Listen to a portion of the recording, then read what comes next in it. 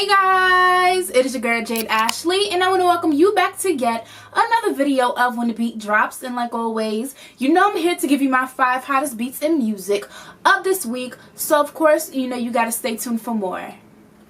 Okay guys, so let's dive into this week's beats. So if you've been under a rock and you don't know what's going on, let me bring you from up under that rock and let's talk about one of the hottest topics, one of the most talked about topics of this week, and I am referring to R. Kelly allegedly having like this whole sex cult and all of this other stuff. So basically the story got out there that, you know, Mr. Kells, R. Kelly, the Pied Piper, whatever you want to call him, he allegedly has like this whole cult of young women that live with him, and their parents are saying that they are being held against their will. Now this story pretty much came from BuzzFeed. Now he started trending, I believe this was like I think it was Monday, right? I believe this is Monday, and he was trending on social media.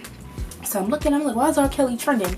So basically there was a woman, her identity was being kept under wraps for her safety, and she was identified in the article as J.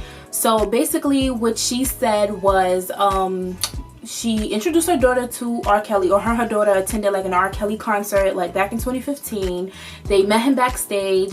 The daughter gave him the CD. He liked the CDs, that he was going to help the daughter with her music. He flew her to a concert in another state, and basically 2 years later, and she's like, her daughter is basically being held captive in a sex cult and all of this other stuff, and that she's only talked to her daughter twice since then.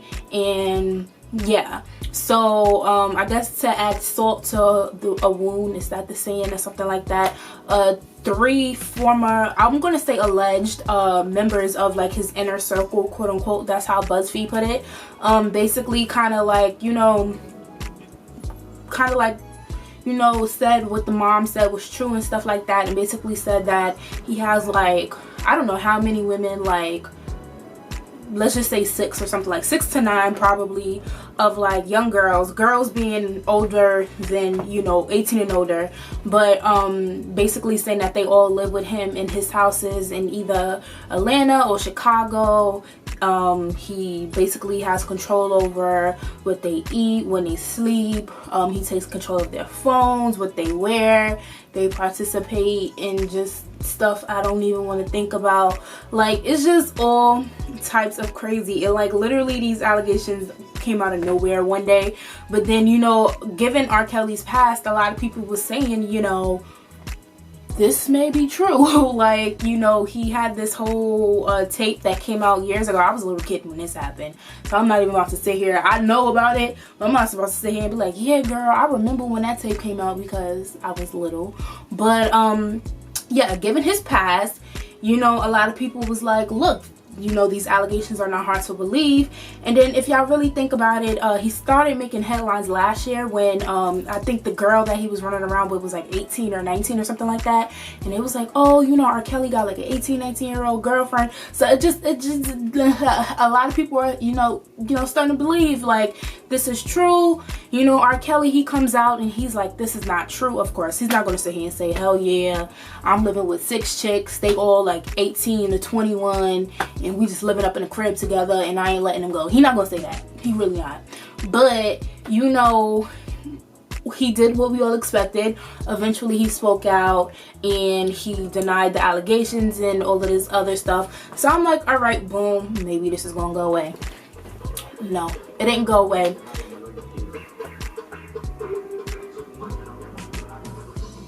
People are so disrespectful driving past my house. Anyway, so it didn't get any type of better. So basically this girl named Joycelyn Savage. Now at first I'm like, I'm not taking this shit serious because her name is Savage, but apparently that's her real name. So basically she made this whole video sitting here talking about that the allegations and stuff in the media and on social media and all of that stuff is not true. She's very happy, you know, she's not being held captive, yada yada yada yada, whoop-de-woo, blah blah blah blah blah, basically saying everything that, you know, that's being said is not the truth. So then her dad pops up. So her dad, his last name is Savage too, so that's what made me realize, oh shit, that might really be her name.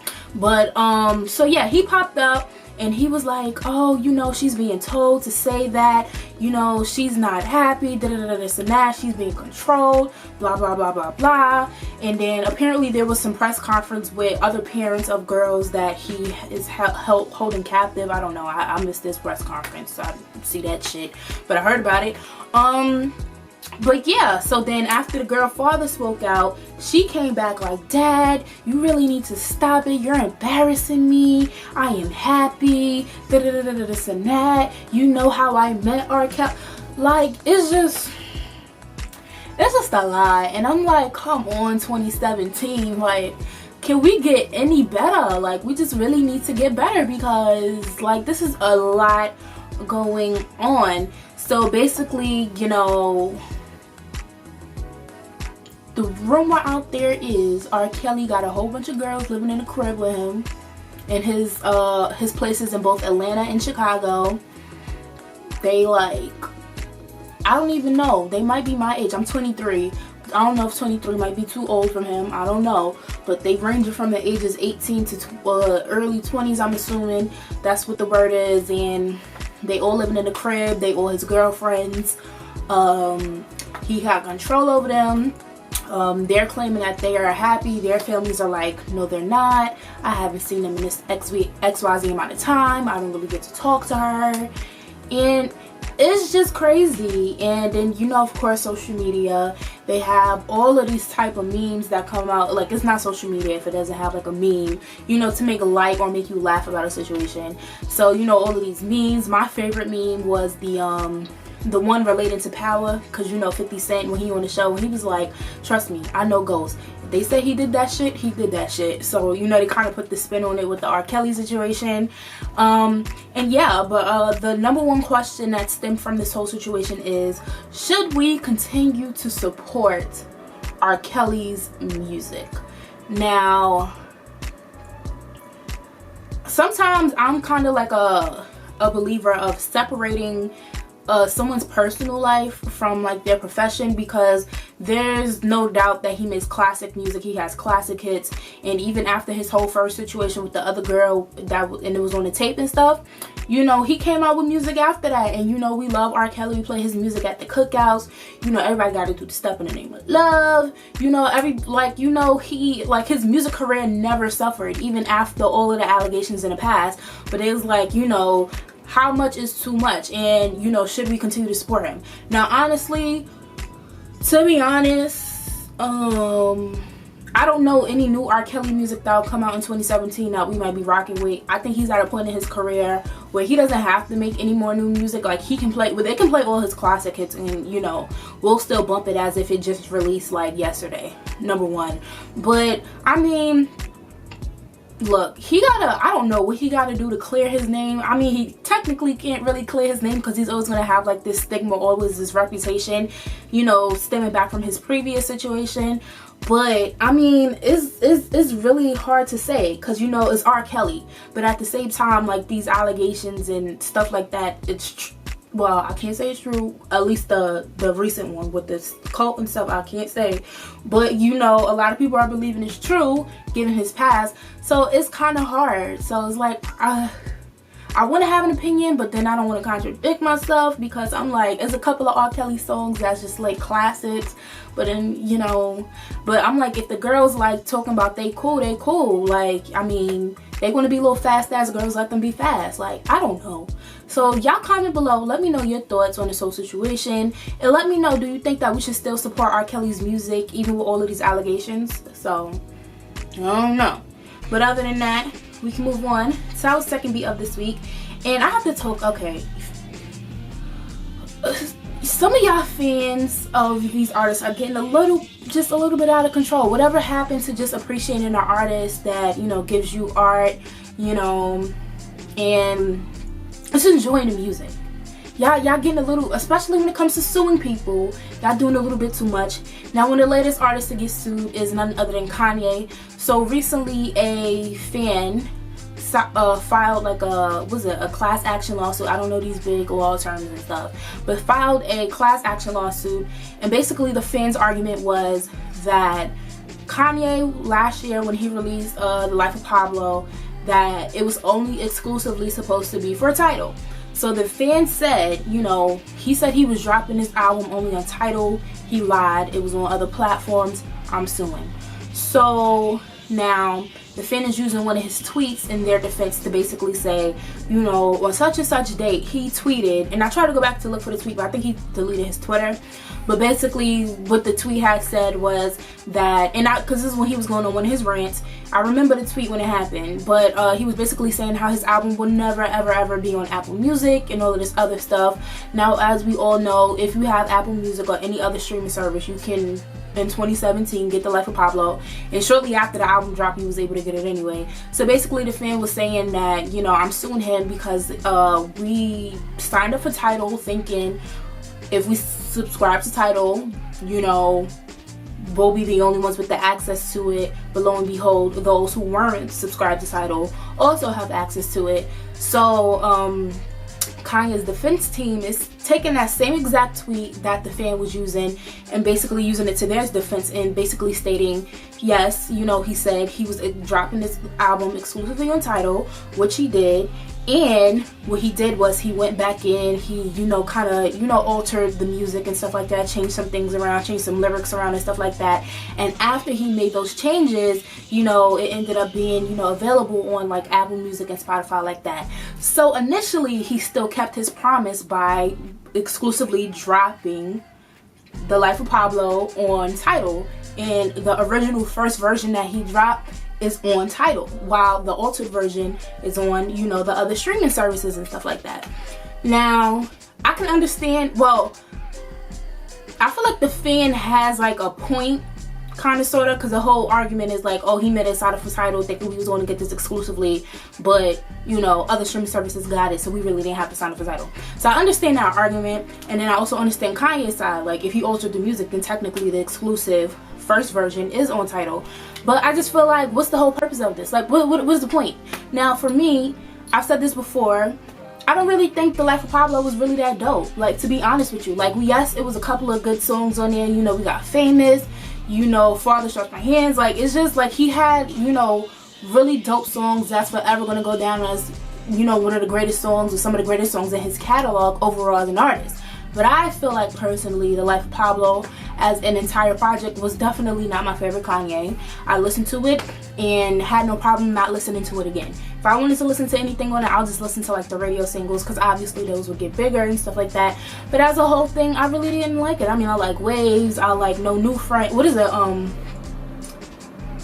I liked some of the songs, whatever, but I did not like the project as a whole, basically, is what I'm saying. So, I mean, I just feel like this whole fight is so stupid. Like, damn, like, it is what it is. Like, it's been over a year since his album came out, and yeah, he said he wasn't going to drop it on anywhere else but Tidal, but the fact of the matter is, just like everybody else, Tidal gets the exclusives, Tidal gets, you know, when these artists that are part of Tidal, and he's not even a part of Tidal no more, but all of these artists that are part of Tidal, the whole thing is they have control over their music and they do what they want to do with it. So we all know that when it comes to artists that's from Tidal, 9 times out of 10, like the Jay-Z's, the Beyonce's and stuff like that, they'll exclusively drop stuff on Tidal. But damn, they gotta make their revenue. Like, Tidal's only one streaming service. Like, y'all just annoying. Like, stop, please. Other than that, we'll move on to my third beat of this week, and I have to talk about Mariah Carey getting a new script. Well, it's not a, it's a new series that's come to stars that's based on Mariah Carey's life. It's a scripted drama, so basically, the synopsis of the whole thing is it will be placed in 1986 New York City and chronicles the rise of an ambitious biracial 16-year-old aspiring to be a singer/songwriter who had a difficult childhood. She would later go on to be one of the biggest selling, you know, singers and all of that other stuff. So basically, when I read the synopsis of this show, I said it sounded like the movie Glitter. Like, literally, I promise y'all, when I read this, I said, yo, this shit sounds like Glitter. Like, I've seen it too many times for me not to know what the whole synopsis of the movie of Glitter is. So I'm like, basically, Starz is doing a scripted series based on Mariah's rise to fame, but they're doing like a series version of Glitter. Now me, I don't have an issue with that because I like Glitter. Apparently, Glitter goes down as a reputation of one of the worst movies ever. I don't know why, but me personally, as someone who loves music and thinking and all of this other stuff, I thought Glitter was a good movie.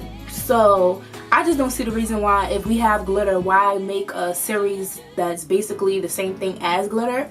I mean, but then again, you know, you have a lot of remakes. When you really think about it, you have a lot of remakes of like classic movies. I'm not gonna say it's classic now, but you know, there's remakes of a lot of other shows and movies and stuff like that that are, you know, being brought to a whole new generation. You know, Spike Lee, he just did She's Gotta Have It. That's coming out on Netflix soon, and that's a classic for sure. But yeah, so I mean, I don't have an issue with it. A lot of people had an issue with it. We're like, we didn't ask for this, we don't want this, you know, it's glitter all over again. I just want to know, I think my real question about this whole situation is, what was the issue with glitter? Like, I really don't understand what was bad about the movie Glitter. Like, we saw the Brat was in the movie. Like, it was a good movie in my opinion. But yeah, so a new series, scripted drama based on Mariah Carey's real life rise to fame, will be coming to Stars soon. So, you know, a lot of people that was like the only series we want to see from Stars is Power. I'm here for Power and Survivor's Remorse, but you know, I feel like I'll give it a try if it comes on television. So comment below and let me know, are you interested in seeing a new series based on Mariah's life? Yeah. So other than that, moving on to my fourth beat of this week, and I have to talk about hip hop and R&B surpassing rock as the most dominant genre in music. But I feel like we already knew this, to be honest with y'all. I feel like we knew this. I mean, I guess we just needed someone to say it. But I think we know hip-hop and R&B, you know, is popping. Like, literally. Like, we know that it's one of the biggest genres. Like, that's not something we ever doubted. But basically, according to Forbes, the Nielsen Music Measurement, you know, made the announcement this week, and basically they're reporting that 2.1% of all music consumed in the US comes from hip-hop and R&B artists. Rock claims 23%. Much of this comes from streaming, as rock continues to boost 40% of the album sales in the country. Hip-hop and R&B claim 29% of all on-demand streams across the nation. So basically, you know, the whole, we just talked about Tidal and other streaming services and stuff like that. So we all know how big streaming is, definitely when it comes to hip-hop and R&B. So I mean, it's no surprise that, you know, it would be, like I said, one of the most dominant. So just thanks to streaming alone, it has, you know, helped hip-hop and R&B become one of the biggest genres. And shout outs to my culture, basically, is what I gotta say. Other than that, we will move on to my last beat of this week, and I want to talk about Tyga's recent interview at the Breakfast Club. Now y'all know when Tyga was gonna go to the, you know, Breakfast Club, they was gonna go in on him, but I feel like it was a really good interview. Half of the interview he talked about his whole relationship with Kylie, and then the whole Rob and China, and I really don't give a damn. I was more interested in the music aspect of it, of course. And one of the things that I felt, well, he's dropping new music. Tyga's been dropping new music. I just felt like with the whole Kylie situation, I just really wasn't feeling him for the past couple of years and stuff like that. But he is dropping Bitch I'm the Shit too, and I think one thing that definitely interested me with that was that he said that he was working with Honey Cocaine again. So when I was a Tyga fan and I used to fiend over Tyga, I definitely remember Honey Cocaine. I remember when she was on the first project. I remember their song Heisman. So I was here for that. So I kind of feel like, is this Tyga's, you know, is he kind of like reverting back to the old Tyga? Because regardless of what anybody says, y'all cannot act like Tyga did not. He might not have no hits right now, but he had hits within his past. Like, he had the Rack City, Lap Dance was my song. Oh my gosh, the Lap Dance was my song in high school. Like I told y'all, his whole Fan of a Fan mixtape with Chris Brown, one of the best mixtapes to this day, hands down. Like, Tyga had hits and stuff like that. So I'm just kind of like wondering, you know, with the whole Kardashian curse lifted, as they like to call it, and stuff like that, and you know, with him linking up with not old artists, but artists that he worked with in the past and stuff like that, could this, you know, kind of be the start of Tyga kind of getting his, I guess, popular music mojo back and stuff like that? Other than that, any other thing that he talked about music related was basically how he got out of his contract with Young Money. So if you guys are like me and you watch pretty much all of the Breakfast Club interviews, and you know, the last time he was there, he basically talked about how he never got paid for what he did at Young Money. Now a couple of people kind of laughed at him, was like, how you on like this popular label and you're not getting paid and stuff like that? But then lo and behold, you know, Lil Wayne and Birdman got their whole little tiff that they're going through right now, where he's claiming that Birdman isn't even paying him. So Tyga was like, I told y'all, I'm always ahead of the curve.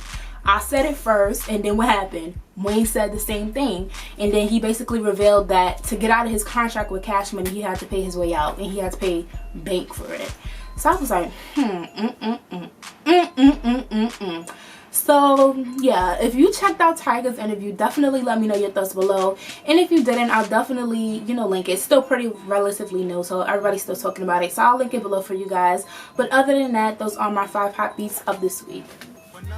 Okay guys, I want to thank you for tuning in to this week's video. And of course, I have to end every single video by reminding you guys to comment, like, subscribe, and share. It would greatly be appreciated. I have one quick note to leave you guys with this week, and I just want to send a rest in peace to Chester Bennington of Linkin Park. Now, I had my rock phase. I used to always have my television on MTV, and I used to watch the music videos from Linkin Park, Paramore, Fall Out Boy, Green Day, all of the popular rock bands.